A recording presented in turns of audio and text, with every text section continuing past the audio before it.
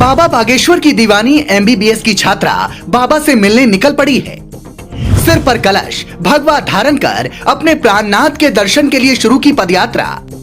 क्या बाबा बागेश्वर करेंगे लड़की के शादी का प्रस्ताव स्वीकार? बाबा बागेश्वर सरकार यानी पंडित धीरेंद्र शास्त्री, वो नाम जो आज देश के हर जुबान पर है। पंडित धीरेंद्र शास्त्री को आज कौन नहीं जानता।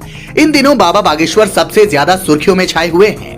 उनके हर कार्यक्रम में लाखों की भीड़ उमड़ती है, भक्तों का सैलाब उमड़ पड़ता है, जिसे संभालने में पुलिस प्रशासन के पसीने छूट जाते हैं। देश विदेश में उनके करोड़ों की संख्या में भक्त मौजूद हैं। यही नहीं, बाबा के लिए लड़कियों में भी काफी क्रेज देखने को मिलता है। कई लड़कियां बाबा की इतनी बड़ी फैन हैं कि उनसे शादी के सपने सजो रही हैं, लेकिन बाबा हैं कि मानने को राजी नहीं। शादी की बात पर कभी शर्मा जाते हैं तो कभी मुस्कुराकर बात को टाल देते हैं। लेकिन मध्य प्रदेश के सिवनी जिले की रहने वाली लड़की बाबा से इतनी प्रभावित हुई कि निकल पड़ी बाबा से ब्याह रचाने। इस बार बाबा को लेकर एक लड़की ने ऐसी दीवानगी दिखाई कि सोशल मीडिया से लेकर खबरों की दुनिया में छा गई। जरा इस चेहरे पर नजर दौड़ाइए। यह है सिवनी जिले की रहने वाली शिवरंजनी तिवारी, जो एमबीबीएस की छात्रा हैं, लेकिन बाबा बागेश्वर धाम सरकार से इतनी प्रभावित हुई कि उनके प्यार में मीरा बन बैठी। अपना सब कुछ त्याग दिया, अपना सब कुछ त्याग बाबा से मिलने के लिए पदयात्रा शुरू कर दी। शिवरंजनी तिवारी पंडित धीरेंद्र शास्त्री से शादी करना चाहती हैं। इसी मनोकामना को लेकर गंगोत्री धाम से बागेश्वर धाम तक सिर पर गंगा जल का कलश लेकर पदयात्रा शुरू की है। पदयात्रा शुरू करने से पहले शिवरंजनी तिवारी चित्रकूट स्थित संतोषी अखाड़ा पहुंची, जहां चित्रकूट के साधु संतों के सामने उन्होंने प्रार्थना में हिस्सा लिया, भजन गाए और फिर साधु संतों का आशीर्वाद लेकर पदयात्रा के लिए निकल पड़ी। शिवरंजनी की पदयात्रा में उसका साथ दे रहे हैं उनके पिता और भाई।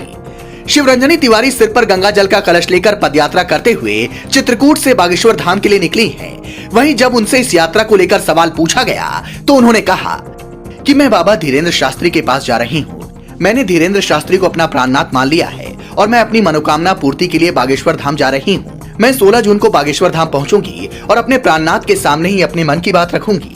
सभी लोगों से निवेदन है कि 16 जून तक का इंतजार करें। शिवरंजनी के मुंह से बार बार प्राणनाथ निकल रहा है, यानी वो उन्हें अपना सब कुछ मान बैठी हैं। इसलिए ये बात तूल पकड़ रही है कि बाबा से जब मिलेंगी तो फिर बाबा के सामने शादी का प्रस्ताव रख सकती हैं।